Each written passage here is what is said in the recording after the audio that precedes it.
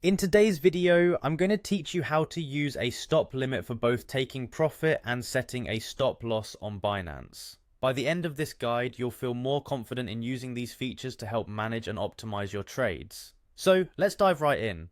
First, you'll want to open up the Binance app on your smartphone or device. Once you have it open, navigate to the trade section, which will take you to where all the action happens on Binance.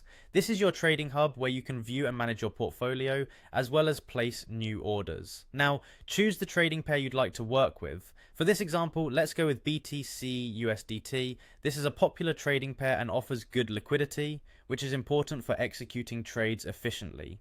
With your trading pair selected, tap on the stop limit order type.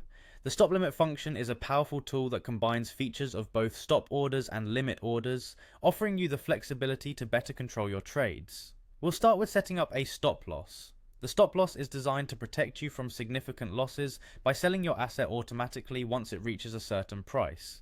Begin by setting the stop or the trigger price. This price should be below the current market price of your asset. This is the point at which the order will be triggered, and it's akin to setting a safety net in case the market moves against you.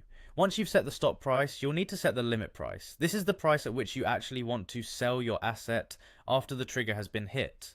It's vital to carefully choose this price, taking into account current market conditions and possible slippage to ensure that your asset sells at your desired price. After setting the limit, enter the amount you'd like to sell and confirm the sell order. Having reviewed stop loss, let's move on to setting a take profit order. This feature allows you to lock in gains by selling your asset once it reaches a predetermined favorable price.